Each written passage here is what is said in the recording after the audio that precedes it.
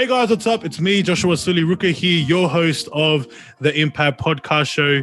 And guys, I've got two things to share to you all just before I get into this session. The first thing I want to share to you all is this. I want to say thank you to each and every one of you, whether you're listening on Spotify or Apple Podcasts. Thank you guys so much for listening.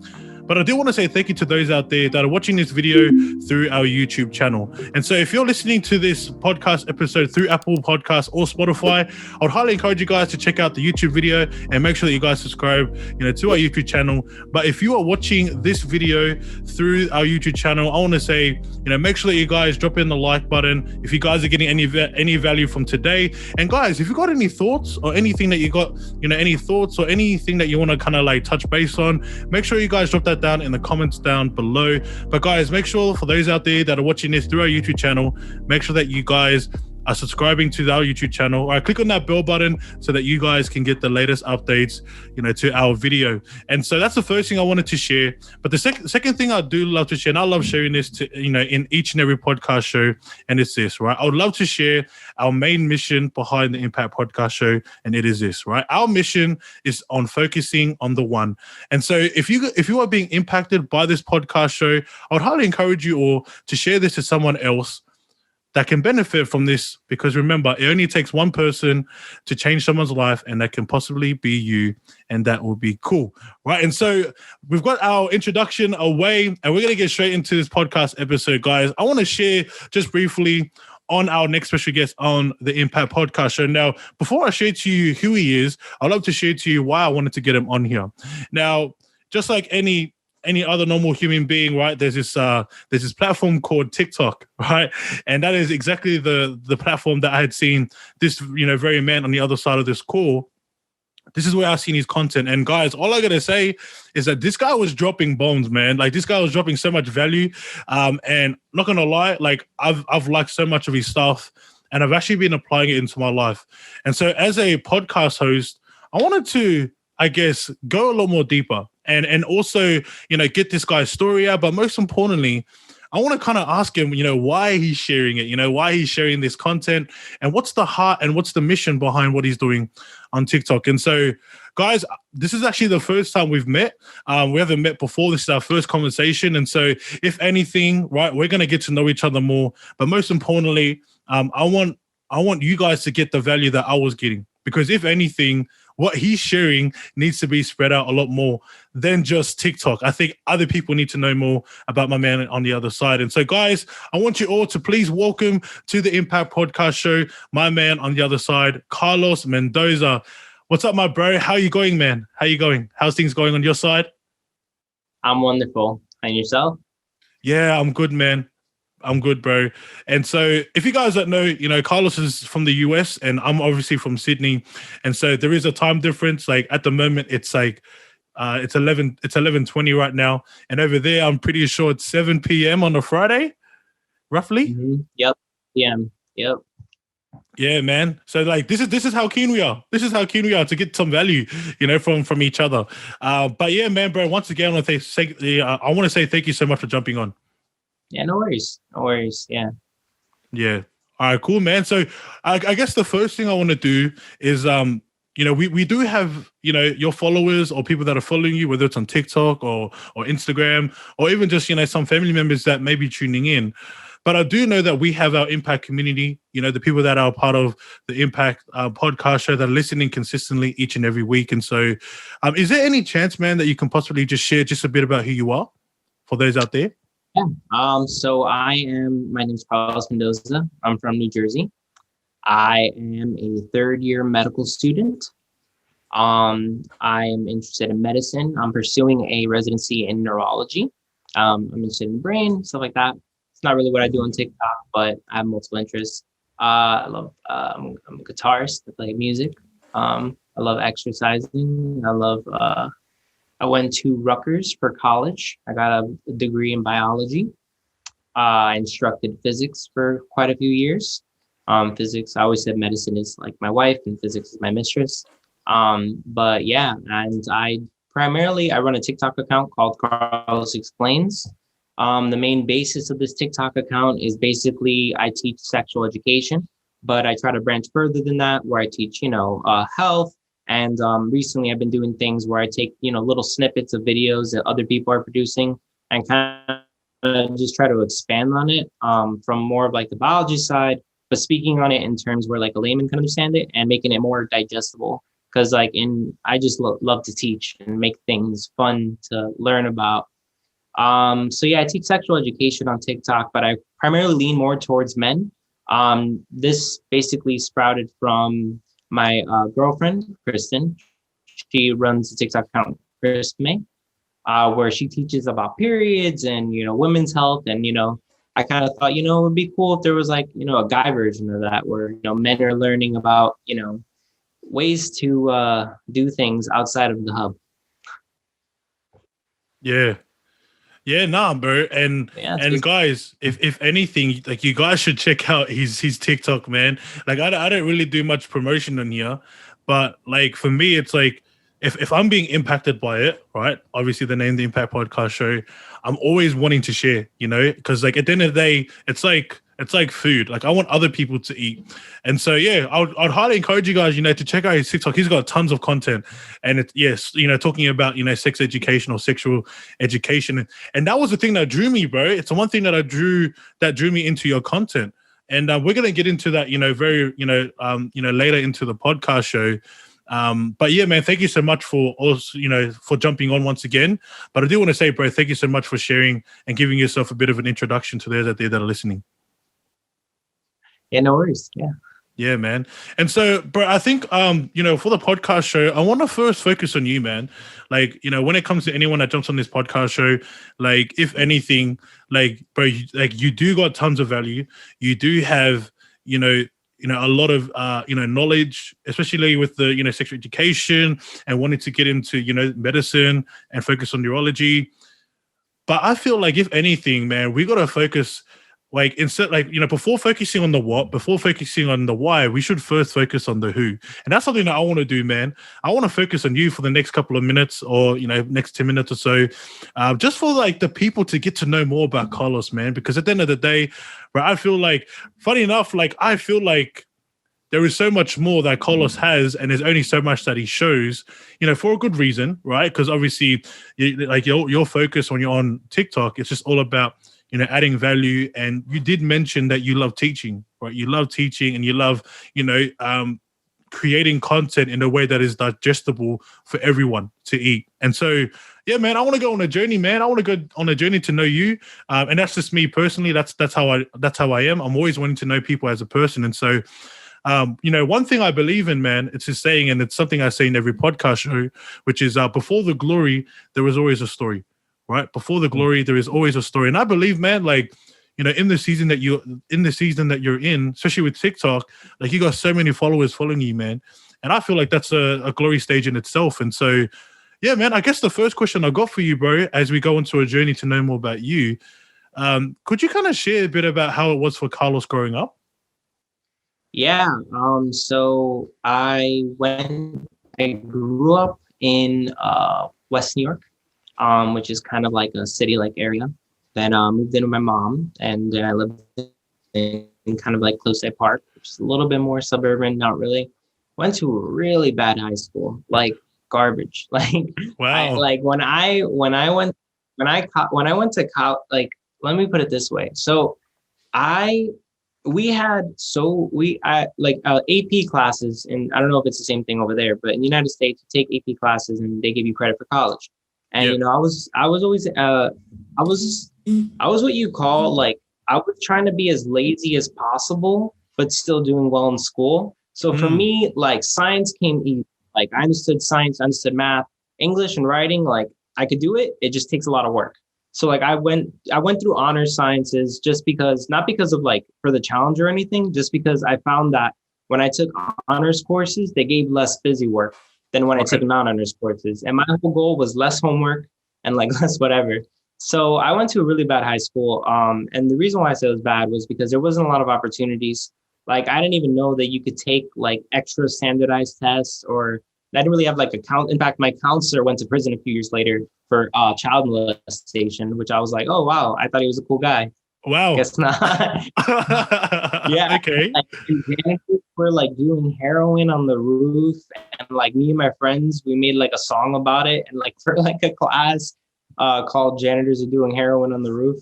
Um, and yeah, so went to a really bad high school. Then I went to Rutgers, and it was like a reality check. It was like, oh, okay, people are coming in here with like really good academics and really whatever. So first year of college was a lot of reality check. I went from like straight A student, didn't have to do a dime of work, to like I'm getting straight C's and D's, and like I'm like, whoa, maybe I'm not good at school or math, science or math, or like maybe I'm not as smart as I thought I was.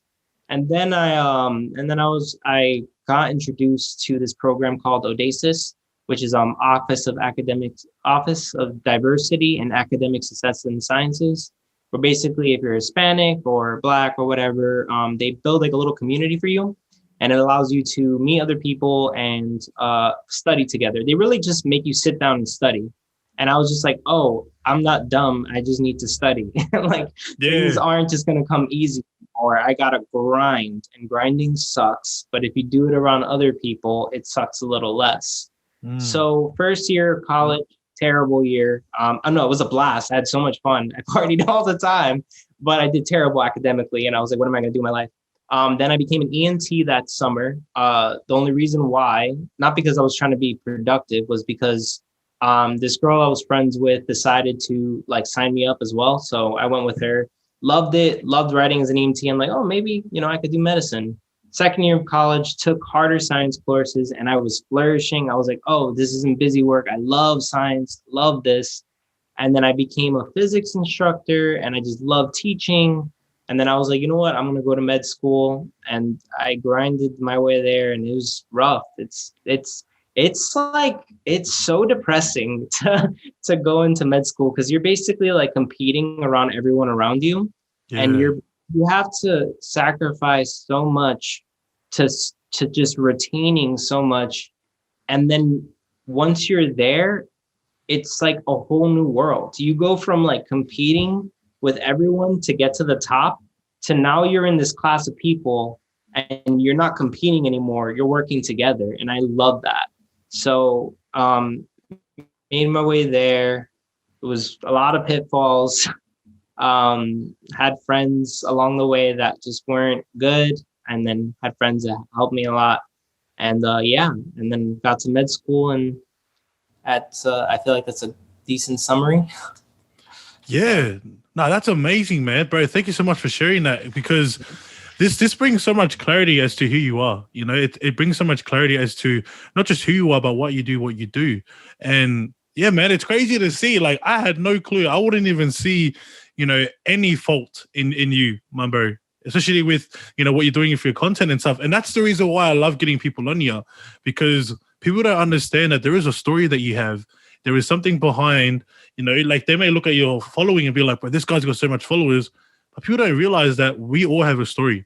And that was the whole purpose as to, why I run these, podcast shows, and why I get people on here, is because, yes, you do have a seed. Yes, you do have, tons of value, tons of, knowledge, but there's more, I guess, about you. And it's crazy because, like for myself, I'm creating content. I'm creating content too. And there's only so much that we can share, because the whole focus is just adding value, giving value out and educating, educating people on, sexual education, or, for myself, it's all about freedom, helping people find freedom, that we tend to forget about sharing about ourselves, sharing about who we are. And so, bro, thank you so much, man, for sharing that. Like, I'm so grateful that you've jumped on here to share just a bit about, your I guess your upbringing and growing up. And so, I do have a question, and it's in regards to, the bad school that you went through.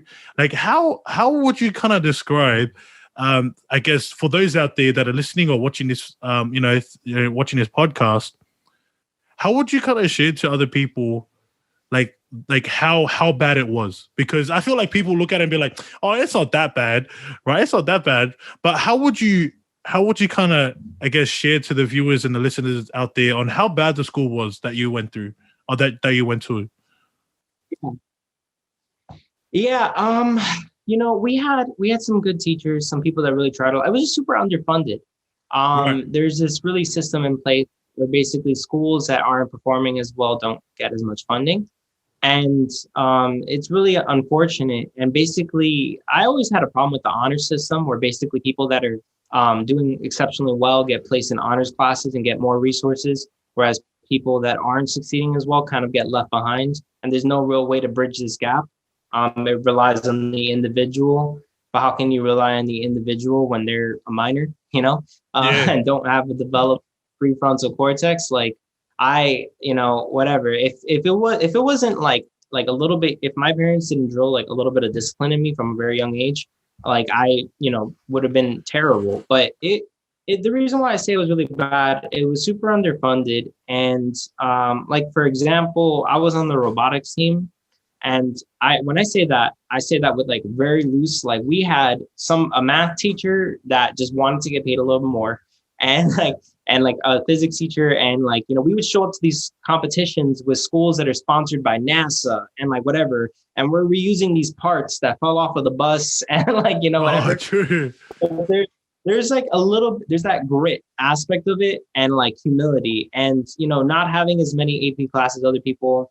We had like basement classes for people that are like my school takes all of like people that have mental disabilities and makes them take classes in the basement. And the only reason why I know that is because the band, I was always in bands, like marching bands. Like I played the trombone, band kids, my favorite people. And like we were across from the basement and like they never let them out of the basement, like basement classes, other than to go to the cafeteria and like whatever. And sometimes they would out, but like all their classes in the basement. I just thought that was so weird. And yeah, and it's just really, really, really bad teachers, really underfunded.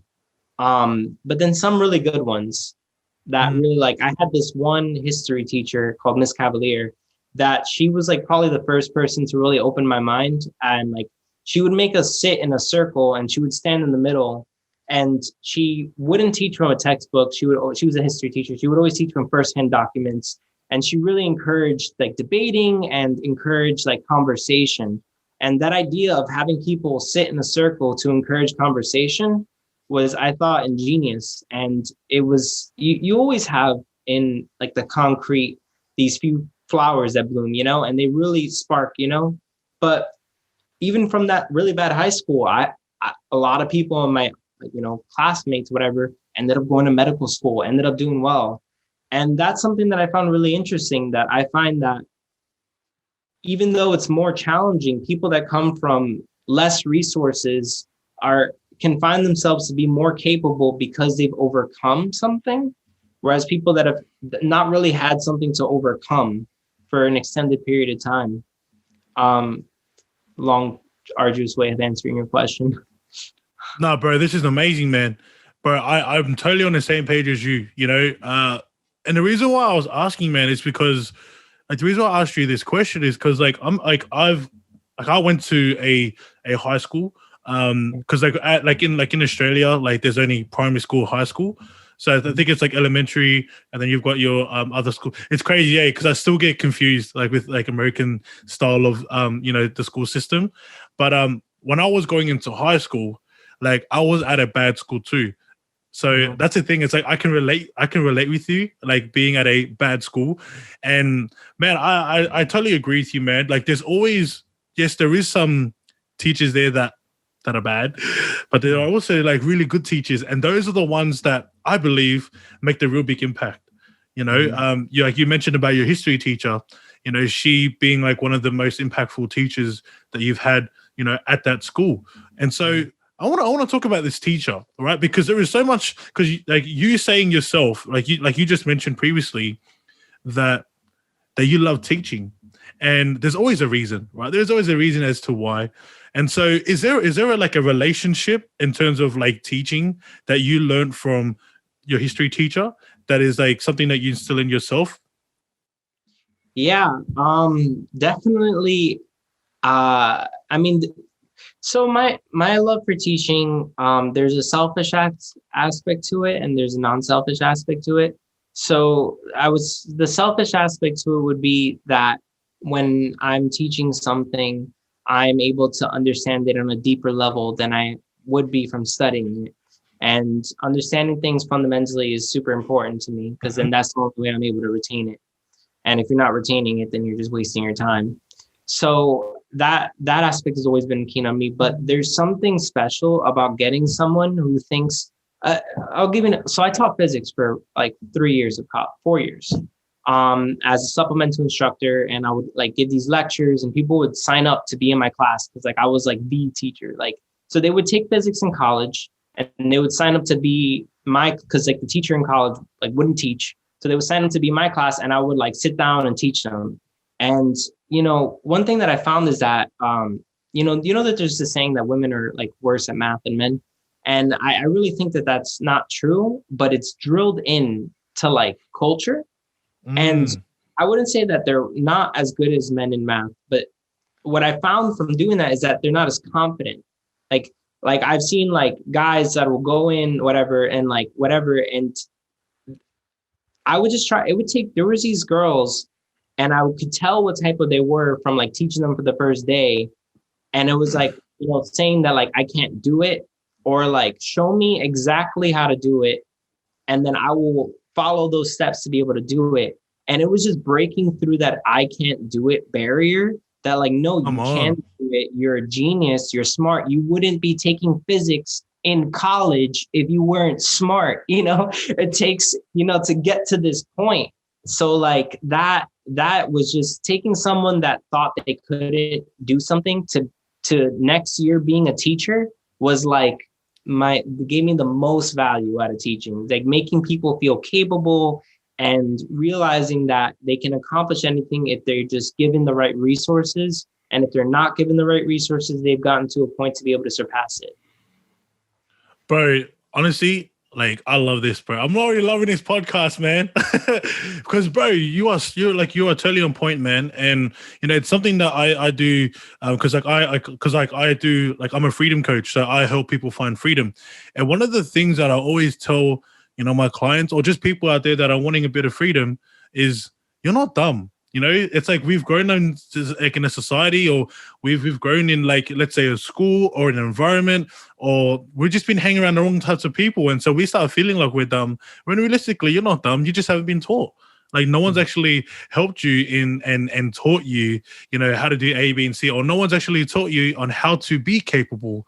It's like the only thing that is how to not be incapable. And so, bro, I love that, man. I love that you shared just about that, because it resonates. It resonates with what I believe in. And I know it fully resonates with you, because there are so many, people out there that are believing, right? They believe in themselves that they're incapable. But it's cool when we have someone like Carlos, he just comes in and puts his hand up and say, hey, I'm going to help you out. And so, yeah, man, I love that you have, two separate kind of reasoning. Like, you've got like a selfless and a selfish version, because you do need to have a bit of personal gain, into your teaching, but also it's really good to, give out and have something that is selfless. And so, yeah, man. So how does it feel now when you see, because I know that you were just touching base briefly about, some of the students that you had as a teacher, and teaching them and then seeing them succeed. Like, was there a big impact that you had seen on you? Was there, like, because I know that you mentioned that, like, you were like, man, I love teaching, but how much of an impact was it for you, knowing now, man, like, these kids now know, or like these students, they now know, like, they're now capable. Like, how was that for you as a teacher? Oh man, seeing them with their when you go to medical school, there's something called a white coat ceremony, which is basically it's your first year of medical school, and you get your white coat. And like, it's probably the most rewarding feeling that you'll like feel, because like, I'm there, I got this is mine, I earned it. And like, seeing people that I taught get their white coats is just so great. And like, so like, yeah, you like seeing them like with that confidence, it's amazing. And and like, because I've seen like a lot of my students and a lot of people that I taught at like really low lows. Like, I was an MCAT instructor. The MCAT is a test you need to take to get into medical school. And I would focus the most on people that were struggling in like the sciences, you know. So one day, you know, we would go in on the weekends from 6 a.m. to 6 p.m. every Saturday and Sunday, you know, and I would sit them in a room, and they would sit down and they would do problems, and I would help them with the problems, whatever. And then I would stop helping them with the problems. And one of the biggest things that I found with people is that you don't realize that you need, and this is a big problem with today's generation. And I hate saying that, today's generation, people need to learn how to think.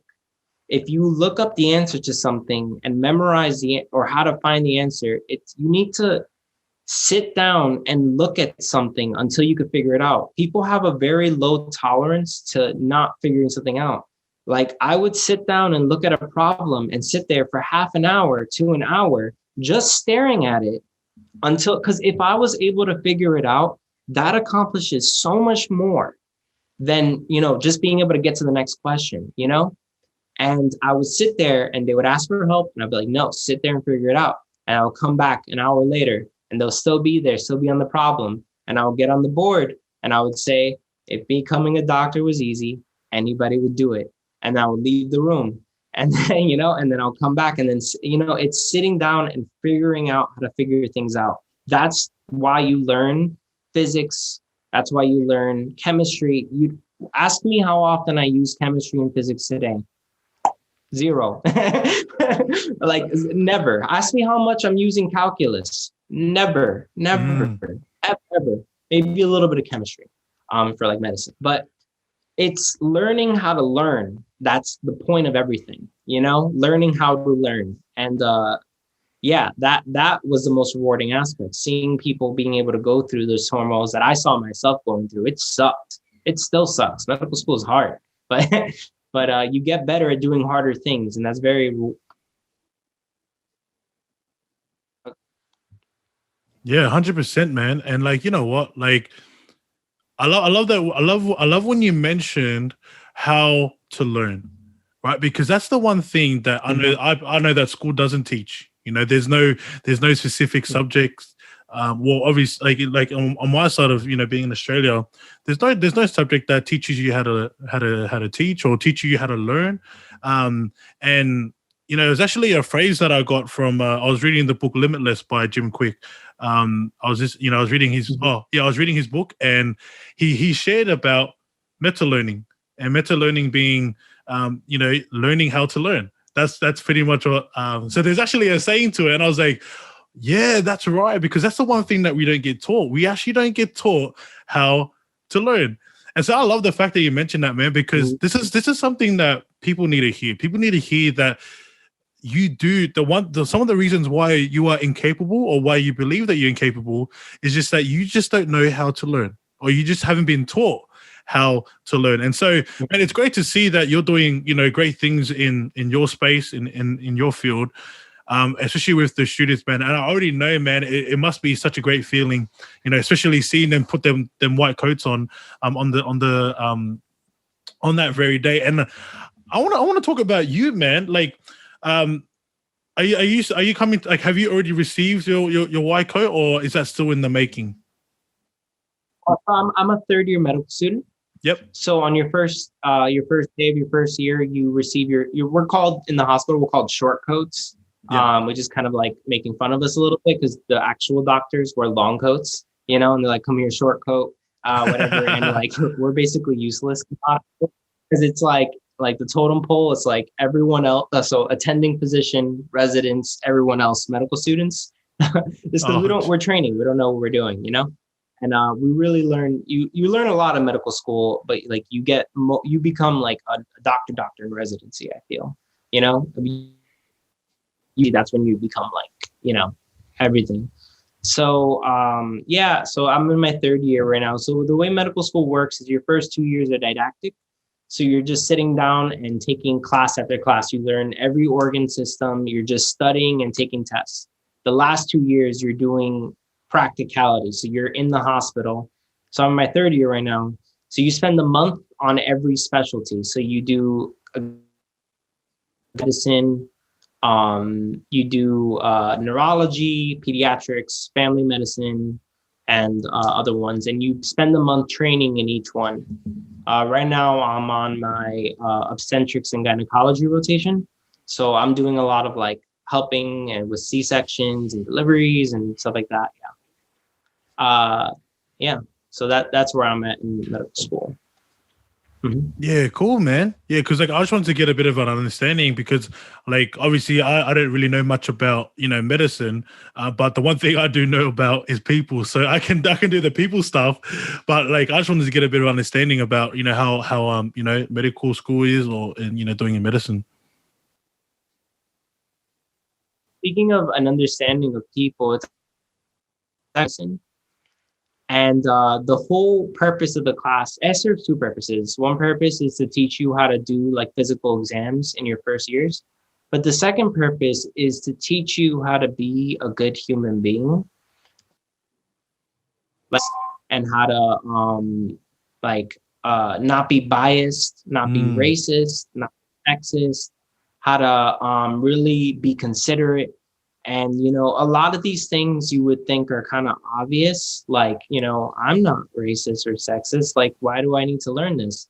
But like, you don't realize how, especially when you're in the position, being a patient is a very vulnerable position.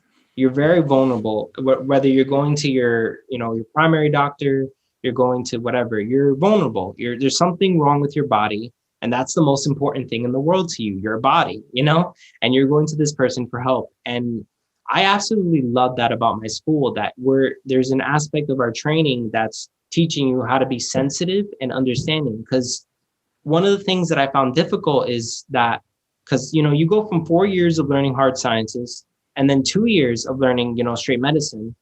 And so like it could get easy to look at someone and just be like, oh, they're coughing. Really go into like a differential and look at it like it's like they're a multiple choice problem and you need to select the right answer, but then you need to think like, oh, like, okay, yes, there's this thing going wrong, but also they're struggling at home, they're unemployed. I'm a student doctor at this clinic that basically provides healthcare to people that are immigrants and don't have health insurance. So we provide free healthcare, and we work on a team as medical students. And basically, our patients are people that are unemployed, immigrants. So they're like in the highest demographic for having diabetes, hypertension, this and that.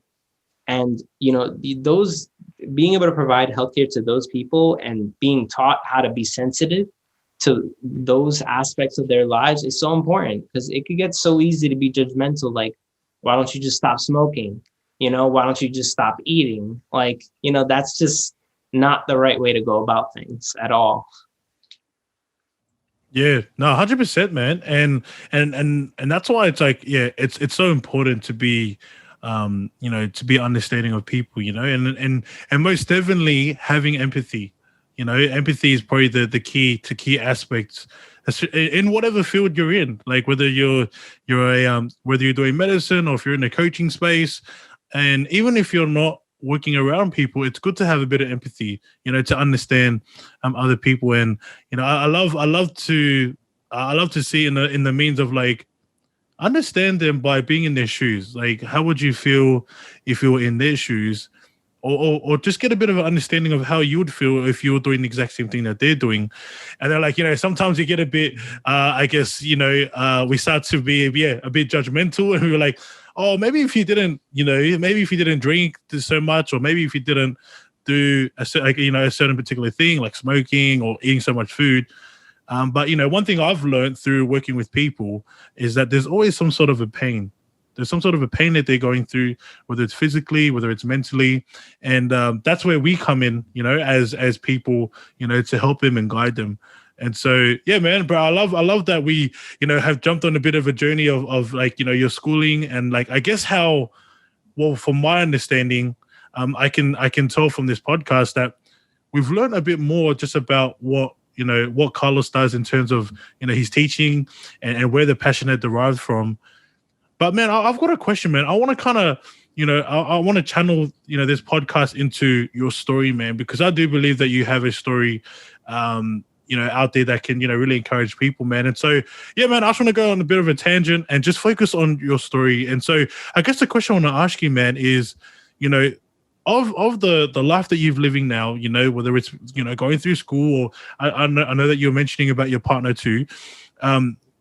Has there been a, somewhat of a setback that you've gone through, or I guess a struggle that you've gone through that you would love to share to those out there, that are listening? Because I believe, man, that, I think you believe too, that, it's through the struggles, it's through the moments of defeat, it's through moments of us wanting to quit, where success is, right? Like success is on the other side of failure. And so, yeah, man, is there some sort of a setback that you went through, growing up that you could share to those out there that are listening? Setback that I went through. I mean, I already spoke about my first year of college and doing poorly, but something I'm currently struggling through is I never really took care of myself, like physically. Like ever. I've always just been like whatever. And then like 2 years ago, I was like not liking the way I looked and like looking in the mirror and just really unhappy, whatever. So I started working out and really pushing myself. And I think something that I'm currently struggling through is, I like last summer I was breaking myself. I was running 5 miles a day and then strength training at night. Because like whenever I do something, I get like obsessive about it, and like I like want to push myself harder and whatever. Got into kayaking, and then I'm like, oh, we're ocean kayaking, whatever. And so something I'm struggling through right now is kind of like being like okay with my limits, like physically, and like being able to look at myself and like be like, all right, you're getting there. Like you're not there yet, but you're getting there. We're working towards something. So exercising is like my biggest struggle right now, because I'm pushing myself to do it every day, but I'm just so tired. I have to be at the hospital at like 5 a.m. I get out like at 6 o'clock at night. I have to go home, eat, enjoy my partner, study, and then I'm like, I need to exercise. Like I can't lose what I'm working so hard for. And like that's like a big struggle. And then I can only imagine what it's like. That really has been relieving to me, because I'm just like, how do people that work so like drive trucks across America and like whatever, how do they find time? Like how are they going to finish their 14-hour shift and then come home and then do crunches in the gym? Like where's the inspiration for that? It's like impossible to, like, with the way the system is set up right now and how much people need to work to be able to sustain a life for their family. It's no wonder that obesity is like a huge thing, because it's like, how are you going to find time? Like people are like, oh, there's always time to, like, yeah, okay, I'm just going to go work out and just and like spend less time with my kids after I'm already working 60 hours a week, like it's hard. And if I with that right now. Yeah, man. Bro, thank you so much for sharing that, man. Thank you for being, courageous and bold enough, because, on this platform, like I love hearing people's stories, but people don't realize that it's not easy. It's not easy, jumping on here and sharing. And so, bro, I just wanted to acknowledge you, man, for being, courageous enough to open up, man, especially about this, because the one thing that a lot of people don't understand is that we do have limits, right? We do have limits, and we need to understand that there is a word called moderation, and it's something that, sometimes when you're a bit obsessive, that terminology of moderation no longer becomes a definition in your dictionary, or I guess a definition into your brain. It's like, because you're so obsessive on your goals or your aspirations, it's like you're going to do whatever it takes. But what was, I guess, the learning curve that you went through? What was something, I guess, what's a learning curve or a learning lesson that you have learned going through that journey of, being totally obsessive? Like, what's the learning curve that you can share to those that are listening? With regards to exercising, what's a learning curve that I went through? I mean, I had a lot of fun doing it. I guess a learning curve that I went through was just that, like, it was interfering with like my like ability, like time spending with my partner. Like I wanted to go to I wanted to go on these long bike rides, and I wanted to like whatever. And like it was just like I feel like every time I do something, I'm taking away from something else. And it's just so hard to find a balance with things. Like if I'm focusing on exercising, I'm not focusing on school. If I'm focusing on school, I'm not focusing on my love life. If I'm not focusing on my love life, I'm not focusing on TikTok. It's like trying to find a balance with everything is really hard. And I guess what I've learned from everything is that you are never going to do everything right. And you just got to kind of be okay at everything and just try to be happy, because there's no point in not being happy. You're only here for so long. There's, you kind of sometimes just have to force a smile. And like, if you force it, then it'll like, you find happy, not force a smile, but like find happiness in the things you do, because you're good at things. And just the fact that you're able to do things, Yeah, no, great point, man. That is such a great point. To those that are listening, like really take these, information that Carlos is saying, because it's true. Like, there is only so much that you can do, and there's only so much exercises that you can do, and eventually, yeah, like as he mentioned, he was talking about time. It's like if you're spending a lot more time at the gym, then that's less time somewhere else. Man, so good, bro. That's actually so good, man. And it's like if if there was someone out there, growing up, I wish someone could have told me that. I wish someone could have taught me, hey, just a reminder to you that whatever that you do, whatever time that you spend more of, if you're spending more time at college for like 6, 7, 8 hours, that's 8 hours at college doing studying, but that's 8 hours less time for yourself, at the gym, or less time with your partner, or the less time with your family. And so, bro, thank you so much for sharing that. And also thank you so much, bro, for sharing about your lesson, right? The lesson that you had learned. And so I guess the question I want to ask you, man, just based on that specific, I guess, current issue that you're going through or setback, what's been like your solution? What's been kind of like your plan at the moment on getting yourself out of that situation? I'm sorry, you cut out a little bit. I couldn't understand. I couldn't hear your question. Oh yeah, that's right. I was just asking, man, like, what was like your what was your setup, or what was your, I guess, your solution now? What's the solution now for you so that you don't have to get into that position again?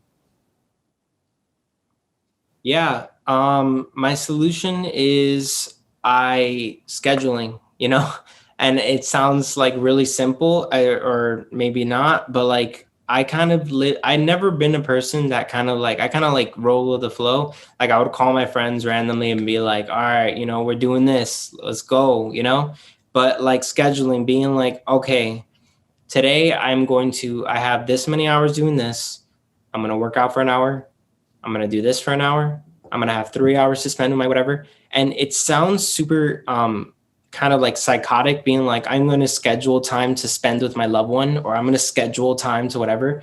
But when you do that with her, that like I'm going to be with her, then you have a lot more fulfilling time than trying to just put everything together. Or like, this is my time to work out.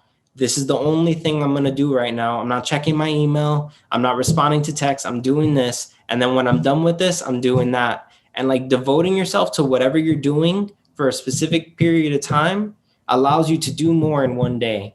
So I definitely think setting a schedule and breaking everything down to like work, friends, family, and I'm not ashamed to say it, I'm a very considerate, empathetic person. I have like on my, like recurring on my calendar to like call my grandma, because I wouldn't think of it otherwise. Like I love my grandmother, I love my family, but I'm busy and I'm doing a lot of things, but I want to talk to her, so like having that on my schedule until like, whatever, I call her now, so don't feel like you're a bad person putting on your schedule to spend time with your friend or your girlfriend or whatever, because then that you've done everything else. So now you can do that as much as you want to and enjoy it.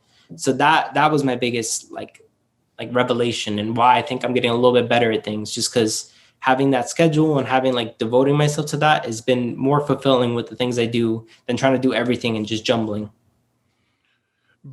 Bro, spot on, man. Like that is, bro, that is a great solution because it's something that like I do. Like I'm real strict. Like I'm just like you, man. Like I'm real strict with my time, and the reason why, man, is just because like I learned the hard way. I was just like you, man. I didn't have a schedule, back in the days, and I was just doing things free flowingly. And as I was doing that, I started to realize more that I was probably wasting more time as opposed to gaining more time.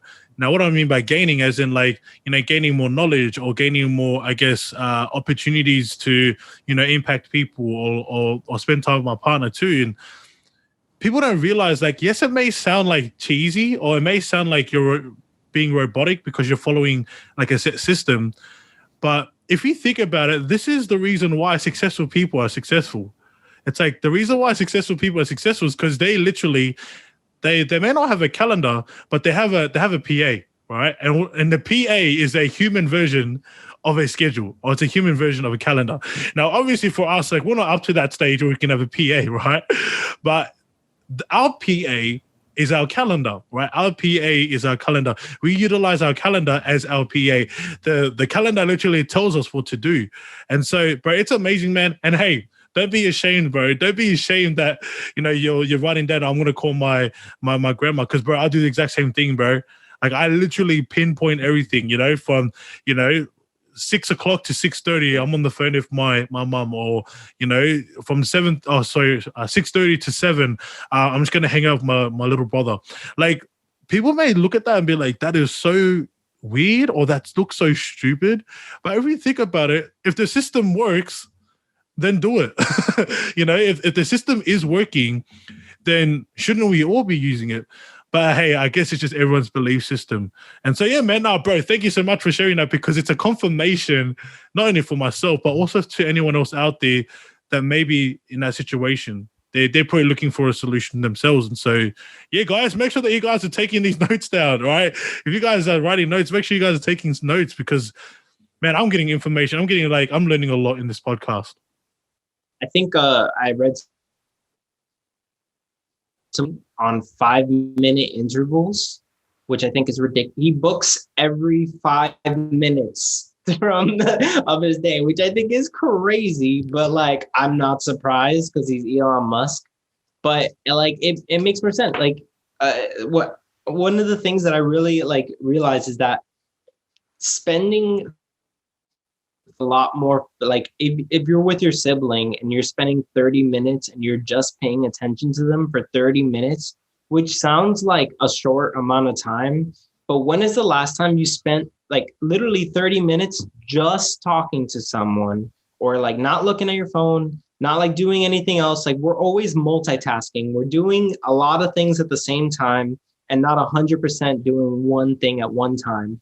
And like, you can get a lot more out of 30 minutes doing one thing or spending time with one person than 2 hours. Your siblings over there and you're on your phone. And then every once in a while you're like, oh, yo, check this out. 100%, man. And that's the reason why, like, I do it too. It's the reason why I continue to schedule. It's the reason why I continue to, put it in my schedule that, hey, I'm going to go spend time with my loved ones, because it's intentional time. It's intentional time that you're spending with them. And hey, it may be 30 minutes, but when you think about quality time, it's quality time, not quantity time. It's not based on how much time that you spend with them. It's more so on how much quality that you spend with that particular person. And so, yeah, man, bro, if anything, like, this is something that I feel like everyone needs to do. I feel like if everyone starts to prioritize their time, but most importantly, schedule their time, I feel like their life would be, I guess, much more free. Like, their mindset would be much more free, because of that 30 minutes, it's kind of like they have different kind of hats on. Like, at the moment now, I'm a son to my mom, and then after that, I'll take my hat off, and then for the next half an hour, I'm putting my kind of podcasting hat on and doing like information, or working on getting podcast special guests on, or so on and so forth. And so, Yeah, man, bro, this is good, man. I swear, man. Like, if I was listening to this, man, I'll be writing some notes. I don't know. It's just in my head. I'm like, bro, I'll be writing every little notes down, from this session because, like, not only am I getting value, but I know, bro, that you're getting value too. And so, yeah, man, I guess what I want to do right now is I want to kind of, finish off, with your story. Like, bro, I already know a lot about you, man, and I know that there's only so much that we can learn within a podcast, episode. But bro, what I want to do now is I wanna get back onto the real main reason why I wanted to get you on here, and it was about your TikTok, your TikTok content and what you're posting up on there. And so we're gonna focus on that with the next couple of minutes while we have time. And what I want to do right now, man, is I guess the first question I want to ask you based on this, based on your TikTok journey is, where did it all start? Like, how did your journey start in terms of posting up content? Yeah. So my journey started. So I just started explaining like things that I found interesting. Like shape of hexagons, and then explaining like that, whatever. It wasn't really too popular. And then I was like, let me do some sex ed, and then that like really blew up. So I made that like when you're an influencer, to have a niche, and with that niche, like you need to like really hone in on one thing, and then that, like, rather than doing a bunch of different things, because that's the easiest way to gain a following. So I decided to make I'm kind of afraid it's because like with like the culture we live in, like to say it, but like a big motivation factor for me as like a kind of controversial figure, Jordan Peterson. I know like has like a lot of controversy around him, and people think that he's like conservative and whatever, this and that. Regardless of his political beliefs or whatever, that's not why I listen to him or watch his studies or read him. He's a very intelligent clinical psychologist, and one of the things that he talked about was how there's nobody encouraging little boys. There's men never get complimented. We really don't. You're from, and this, I'm just focusing on men, like women have it very hard, disclaimer. But like it's really challenging. You have to be the strongest, you have to be the fastest, you have to be the best at talking and the funniest if you're not the funniest, and you're never getting complimented along the way. You're just, if you have a group of guy friends, when is the last time you complimented a guy friend? When is the last time you've been complimented by one of your guy friends? Never, never. I was looking at this TikTok. Usually the first time a man receives flowers is in his grave, in his entire life. And I was thinking, I was like, I've never gotten flowers. I've never gotten flowers in my life. And it's just like, it's a very competitive world, and it's not very encouraging. And it's hard to be that like scrawny kid or that like not funny kid or that like whatever, which is why we have a lot of like people that are like stuck to their computers playing video games. And that's why people love video games and anime, because when they're playing video games, that's them. They're that strong person. They're beating the monster. They're that they're able to talk to people when they're playing Call of Duty like they wouldn't be able to do in real life, because they're able to move around and shoot and command and be confident. That doesn't translate to real life. And everybody just wants to be that powerful, other people aren't able to do it. So Jordan Peterson talked a lot about that. And I was really into him in college. And so when I was making this TikTok and when I was doing that, I was like, you know what? I want to make boys feel comfortable about themselves, their bodies, about masturbating, which we all do. I don't want a generation of kids to get all of their information about sex from pornography. And I don't want a generation of people to have sex with their loved ones like they're porn stars, because all they learn from is watching pornography. And no, not everybody wants to be like having sex like they're, so that was my biggest goal, like trying to be encouraging, trying to say like, hey, it's okay if you're not like, your girth isn't that big. It's okay if like whatever, it'll come, brother. And it's not all about that, you know? So that was like kind of the driving factor between me and like trying to be that person that says it's okay and I'm here for you and I'm going to teach you. Bro, this is amazing, man. And like, bro, I'm so grateful, bro, that I got you on here because I needed to hear that. Like, I needed to hear, bro, the real reason why you're doing this. Because, bro, as I said to you, man, I love what you do. You know, I love the content that you're putting up, bro. But I just knew that there was a real, like, kind of deeper meaning. You know, there was a real heart, and I'm like, man, for me, I get agitated. Right? I get agitated when I'm, you know, consuming people's content, and I'm like, bro, I want to know their heart. Like, I want to know, you know, not just who they are, but I want to know, you know, why they do what they do, and I love that about you, man. Like, I love that you know, the real kind of deeper meaning is just like helping not just boys, but helping men, you know, helping men understanding that it's okay because, you know, if anything, or if there's, you know, ladies out there that are listening, or if there are, you know, females out there listening, like when it comes to being a man, like one of the things that we struggle with, and I know that Carlos can vouch for this, is confidence. Like we sometimes don't feel as confident, especially when it comes to our penis sizes. Right, I'm just going to be true right here. I love talking about this because I've spoken to so many, you know, men, and they're still going through this. Right, they're still going through.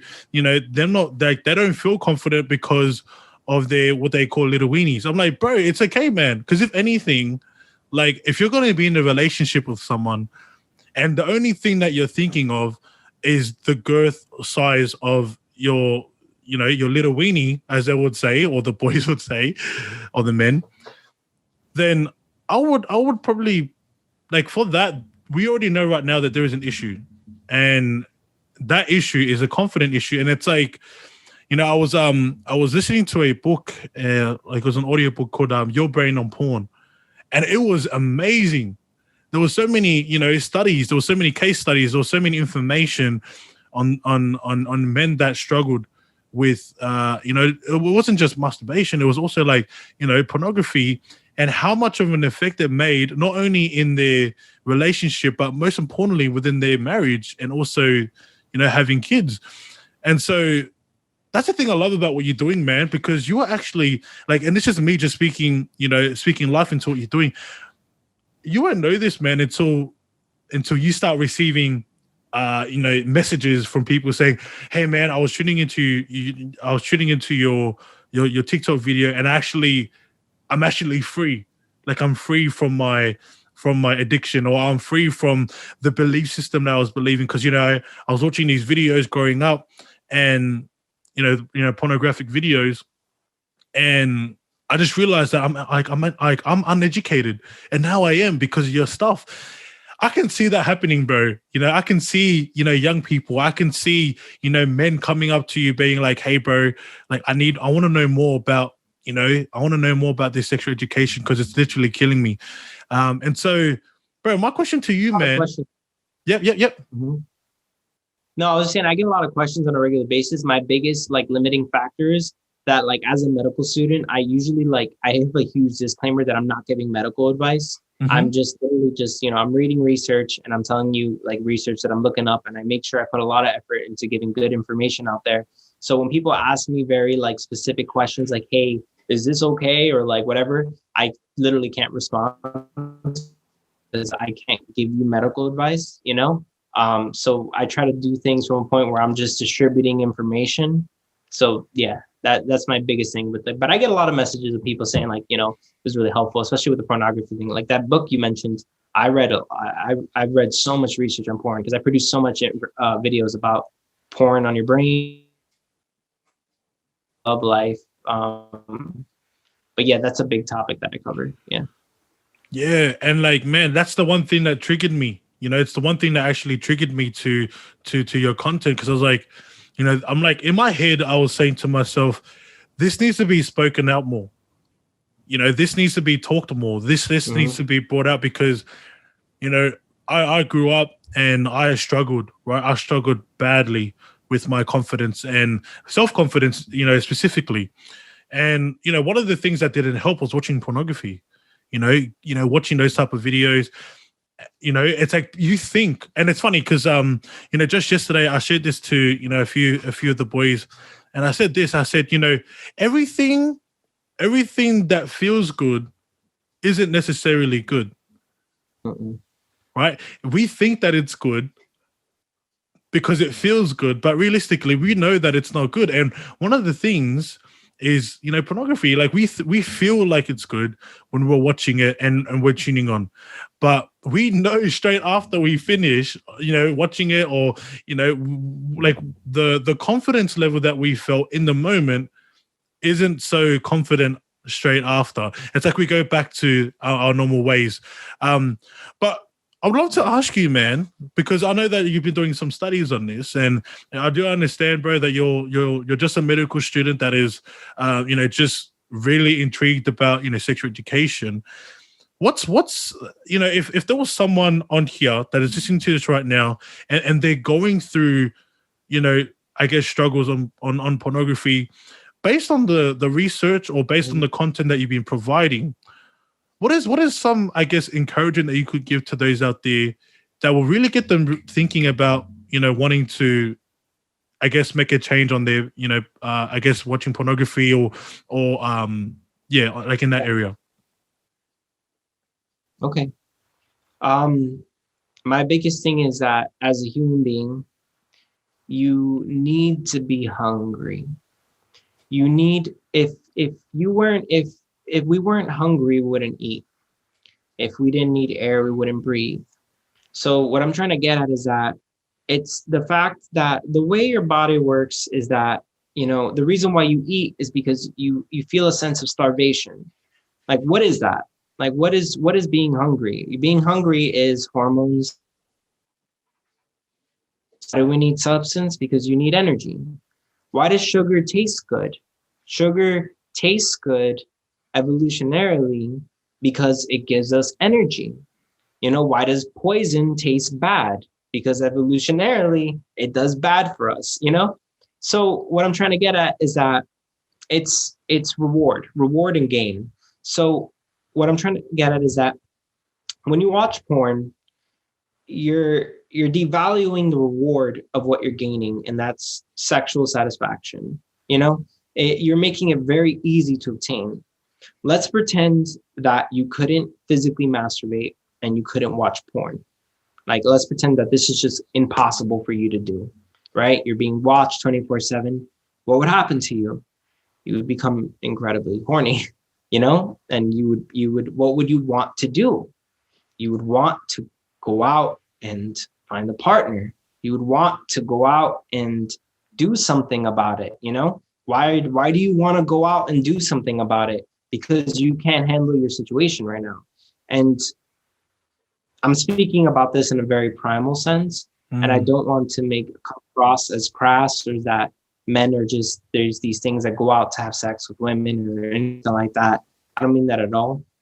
The only point I'm trying to make is that when you watch porn and when you're just constantly masturbating, you're giving your brain easy satisfaction rather than actually working towards doing something, and actually working towards, meeting someone that you really appreciate and you really can enjoy, and you can enjoy each other. Like, so even if you're in a relationship and you're having sex with your partner, I have a lot of people reaching out to me that are telling me like, hey man, I'm having trouble. I can get hard. This is the biggest thing I get. I can get hard by myself at home, but I can't get hard for my girlfriend. That's like the number one thing, like people that come at me like, why can I get hard for myself at home and not get hard for my girlfriend? I find her attractive. She's so beautiful. I'm sexually attracted to her. Why am I struggling in bed? Well, because, your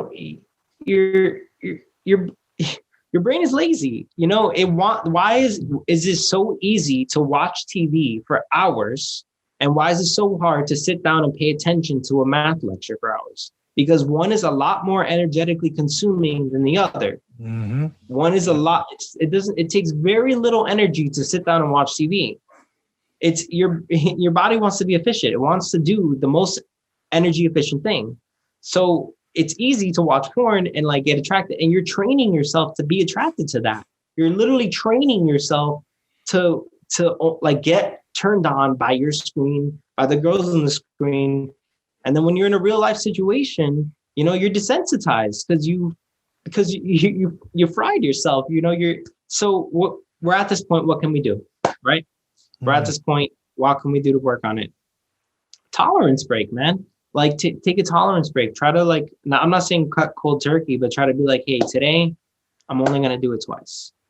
You know, this week I'm only going to do it twice a day. Next week, once a day, you know, this and that. Try to make yourself hungry, you know, and then once you get used to it, you'll look forward to it, and you'll be like, you know, and like you'll be more romantic and be more like whatever, and like what, because you're training yourself to look at sex like this easy thing that you just take your phone, put it in your left hand, and that's it. It takes care of itself. There's no romance, there's no whatever, and it should be beautiful. It should be something that you both enjoy. And that's another thing. When you're watching porn and you're just masturbating, you're focusing on the self. You're not focusing on the other individual. There's no other individual. You're the only one that you need to please. So then when it comes down to actually pleasing someone else, you're not really thinking about pleasing them. You're just thinking about, okay, how can I make myself orgasm? You know? And you figuring out how to get pleasure from getting someone else pleasure, it doesn't matter how big you are. If you figure out the person you're with and how can I enjoy them and how can I get them to enjoy me, they'll enjoy you thousands of times more than someone that's walking around with a baseball bat and just trying to hit 100 miles per hour fastballs the whole time, you know? And some people, they need to know some like basic anatomy. Like the vaginal canal is mostly on average 6 inches. 6 inches, you know? Most people, if you watch like a porn where somebody's like huge, it doesn't go all the way in. A lot of times it's uncomfortable. The G-spot is about 2 to 3 inches from the entrance, which is the primary pleasure center. What I'm trying to get at is that it doesn't take a lot. It really doesn't take a lot. And people think that they need to have this huge, like whatever. It doesn't take a lot to do it. And there's other things you can do. It's not all about that. It's about figuring out and having open conversation with your partner and talking about like, hey, what do you like? You know, what, or using like good feedback, like doing something and seeing that they're really into it. Do that thing, you know, doing something and seeing that they're kind of whatever about it. Stop doing that thing. Trial and error until whatever, because it's supposed to go both ways, you know? And then once you start thinking about the other person and seeing that they're really into it and whatever, you're going to get into it and you're going to feel really confident. You'll be like, yeah, I'm the man. Like my girlfriend is really enjoying herself right now, you know, that type of thing. And yeah, I'm just trying to be so careful because when you talk about these things and we try to like be talking about men's sex ed and whatever, it's very easy to come across as just like it's all about just like having sex, and you look at a girl and it's just about having sex. It's obviously not about that. And I'm not trying to be that way at all. It's just people are having sex. That's a thing that they're doing. You know, people want to have sex with each other, men and women, men and men, women and women. And it'd be nice if people could be more considerate with each other and have better sex. And that's what I'm trying to get towards. Amazing, man. I love how you like thoroughly explained, you know, in like greater detail and broke it down. Because for myself, like me just listening to this is the reason why I say this in every podcast and I love it. This is the reason why I do podcasting. This is the reason why I'm a podcast host, because if anything, I get the best of both worlds. You know, not only do I get to listen, but I get to ask the questions. Man. And oh man, like, bro, I love this, man. Like this is literally, you know, ringing in my ears, as in like I'm getting pleasure just by listening to this, because there is so many, I know this, right, based on experience, and I know that, you know, other men can account for this. And if they don't understand, they're probably a bit, like they probably don't even know themselves, but we're getting brainwashed to believe that this is the way that girls want it, or for the girls it's like this is what the girls want. And we have such a perception that when we get to that point, where we're in a relationship, when we get into that point of getting into the bed and having sex, we get to the point where we believe or we perceive that women want it this way, this particular way, when realistically they don't want it that way. And we believe that because we've watched a specific, video, or we're watching, a specific category, and we expect ourselves to believe that, oh, that's what they like. And so I've got a question, and we're going to slowly wrap up this podcast because, man, it's too good. This is actually too good, bro. I can talk for ages on this, but I do know that, bro, I know that you got that you got other things to do. But man, my question to you, man, is of your studies of sexual education. The previous question I asked about, if there was someone out there that was struggling, what was one thing that you can provide? And it's tolerance, right? Intolerant. Was it intolerance you mentioned? Like kind of breaking it down each and every day. Was that tolerance? Tolerance? Building a tolerance break. Yeah. Mm-hmm. Yep. And do you want to just explain just briefly what the tolerance break is again?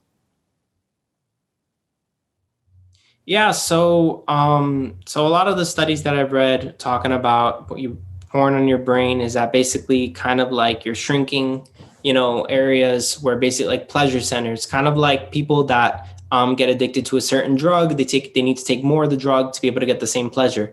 There was these things where there was like this study done where it was basically like they called it a come button, where like it was a button they would be able to press, and what it would do to the brain is they would be able to have an orgasm. They were just constantly pressing it, constantly frying it, basically frying the brain.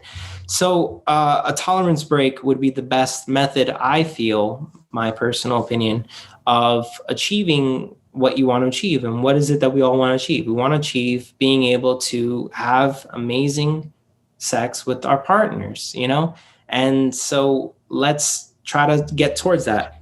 So how do we build a tolerance? What we do is we don't cut cold turkey, because that is shown time and time again with every drug. Like even countries that legalize drugs, countries that have heroin clinics, have shown ages of against the war on drugs than countries that criminalize it. Why? Because instead of shoving them into cells, we're cutting them off on a slower basis, because if you cut someone off cold turkey, what are they going to do the next time they get to that thing? They're going to want to do it again, and you can't keep someone in a cell forever. So it takes a little bit of self-perseverance. You need to be like, okay, today I'm only going to do it X amount of times, this week, that, and then a little bit less and a little bit less and a little bit less, and then getting used to not doing it. And it's okay if you break. No, like don't feel bad about yourself. It's you're working toward, that's something you need to constantly tell yourself. I'm working towards being better. Just for today, just today, that's like a saying in Narcotics Anonymous, and I think Alcoholics Anonymous as well. It's just for today. Like I might, break tomorrow, but today I'm not going to. Like if you tell yourself, hey, I'm never going to masturbate again. I'm never going to watch porn again. That is like unreasonable and unfathomable, and you're going to do it again. But if you say, hey, just today, I'm not going to do it. Just today. Tomorrow, I'm going to go ham. I'm going to go crazy. It's going to be downtown, but today I'm not going to. And then the next day, be like, you know what? I made it yesterday, just today. Tomorrow, let's talk about tomorrow. I'm not worried about tomorrow. The rest of the week, I'm going to go crazy. But today, I'm not going to do it. And taking it on a day-by-day basis, that would be my personal advice. Yeah, 100%. So, guys, tolerance, right? Tolerance break.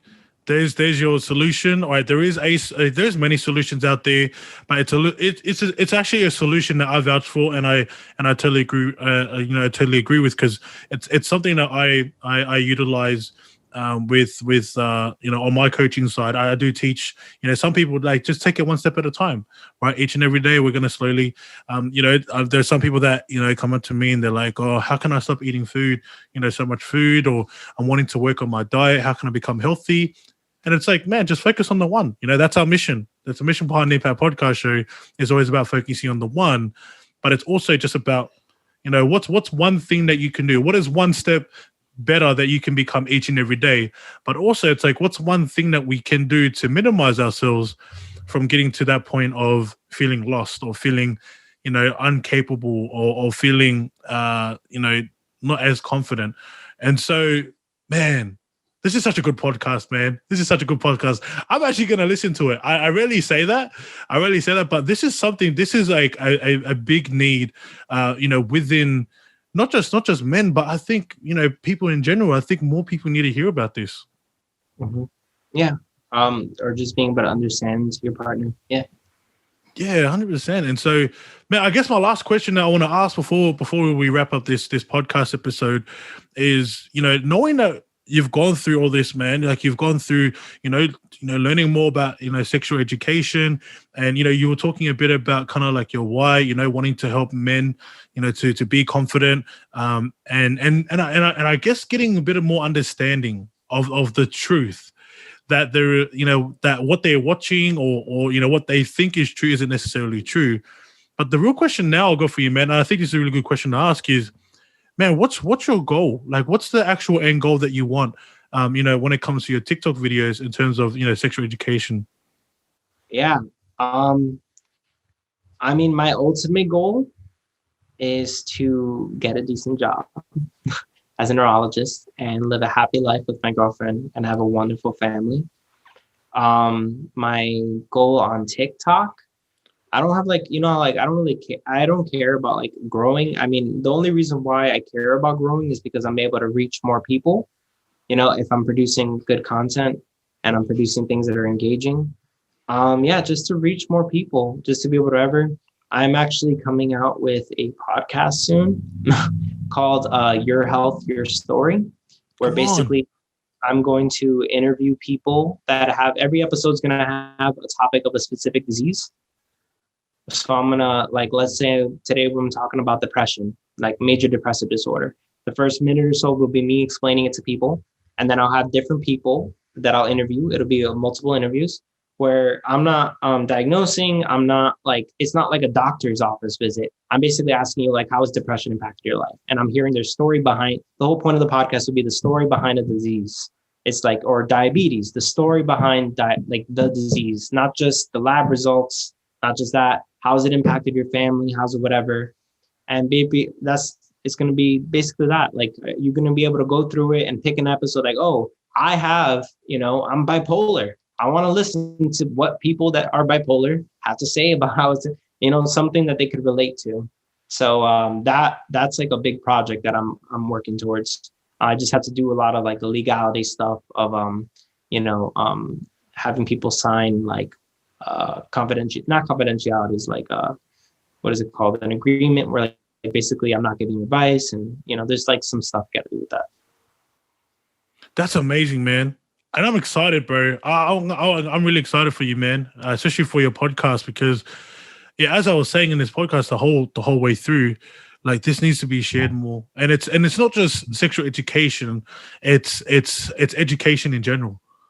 I think it's one thing that a lot of people tend to lack in is education, and this is the reason why you do what you do. It's you do that so that you can teach people, not just on the specific field that they're wanting to study in, but most importantly on how to learn.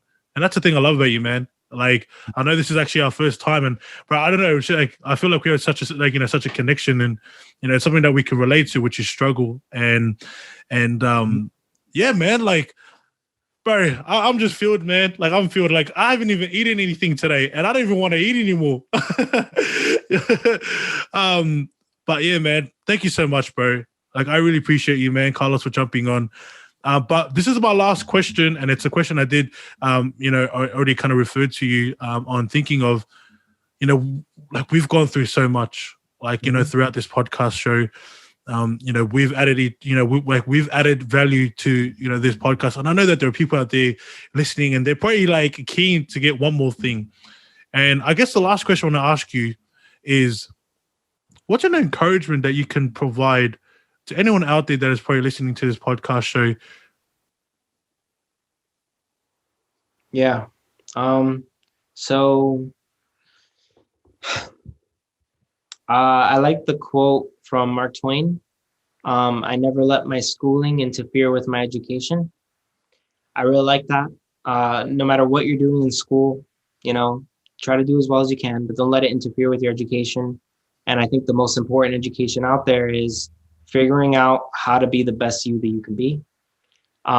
Whether that's physically, mentally, emotionally, in relationships. Understanding that there's somebody out there that has it way worse than you, and there's somebody out there that has had way more opportunities than you, and that nobody in the world gives a shit about you at all. Nobody cares about you. I mean, your family does, you know, but you know, if you're with your family and you don't make anything of yourself, they're gonna eventually, you know, back away too. You're the only person out there for yourself. And that being said, you got to make the most of what you got and do as well as you can, because if you don't have you, then you don't have anybody. You know, you need at least you, because once you have you, everybody else is just an add-on. Everybody else just makes things a little bit better. And once you become your number one advocate, you'll start seeing you'll have a team behind you too. And that's the best way to get that team. Not wait for the team to come, not try to join somebody else's team, become your own captain, and you'll start seeing, you look behind your shoulder and you'll be like, oh, all these people weren't here yesterday. And the only way to do that is to become your number one advocate. So how do you become your number one advocate? You start acknowledging your faults and start looking at them as things that can improve rather than things that will never improve or things that are holding you back from improving. Everybody has faults. Everybody starts somewhere. You just need to think about where you want to go. Secondly, focus on one thing at a time. Focus on, if you're today, I'm just going to work on physical. Today I'm going to work on, if you try to fix everything at the same time, you're not going to accomplish anything and it's being overwhelming. Third, look at you have something to be proud of. Everybody has something they can be proud of. Hold that thing and acknowledge it. You have even if it's just the fact that you were able to make somebody laugh today, that's something to be proud of. Try to every day, at the end of the day, think of one good thing you did that day, because I'm sure you did something good. Even if you beat the level in the game, you got a good KD, you made somebody laugh, you answered a text, you saw a funny video, and let that be the last thing you think of before you go to bed, the thing that you did good today. And let the first thing you think of when you wake up, what am I going to accomplish today? And that's it. Bro, I'm being fueled, man. I feel like I'm encouraged. Bro, that's how good it was, man. Oh, I am for sure listening to this podcast, man. It rarely happens because I'm just always about like, you know, giving the content to other people. But man, this is so good, bro. It's too good to the point where I got to listen to it twice. But yeah, man, Carlos, bro, thank you so much, man, for taking out your time. I do know that you do have I guess a strict, you know, schedule, especially being, you know, in medical school. And I know that, you know, previously, you were talking about how you had work today and then like you jumped on here, you know, straight after. So, bro, once again, man, thank you so much for jumping on. Well, thank you so much for the opportunity. Yeah, all good. And so if there are people out there that are wanting to, I guess, you know a bit more about you, about what you do, what's the best way that they can contact you? Yeah, so my TikTok handle is Carlos Explains, and my email is Carlos Explains Official. Shoot me an email, send me a message, say what's up. I also have a Discord channel where that's where I really communicate with like fans and stuff, where we have like 3,000 members. If I'm like watching a movie, I'll stream it there or whatever. Just a way for like me to be casual, you know? Like, again, I'm not trying to give out medical advice. I'm not trying to give out like sexual advice, but if you want to just talk to me as like, you know, friends of friends, I'm always available for conversation. And through those medias. Yeah, cool. All right. So for those out there that are watching this video through our YouTube channel, Carlos's link will be right down in the description down below. But if you're listening to this podcast either through Spotify or Apple Podcasts, I'd highly encourage you guys to check out our Instagram. You'll see Carlos's face, you know, promoted on our Instagram page. But if you guys are listening to this, like, you know, 3-4 months or 3 years, like, you know, I would highly encourage you guys to check out our following, because we will be following him on the Impact Podcast Show. So if you guys want to communicate to him, for those out there that are on, you know, Spotify or Apple Podcasts, check out our Instagram page. But if you're watching this through our YouTube channel, make sure you guys check out in the links down below. But guys, that's it. That's all I got. Carlos, once again, thank you so much for jumping on. Thank you so much. Appreciate it, bro. And guys, that's it. Thank you guys all for watching. Thank you guys all for tuning in. And we'll see you guys in the next episode.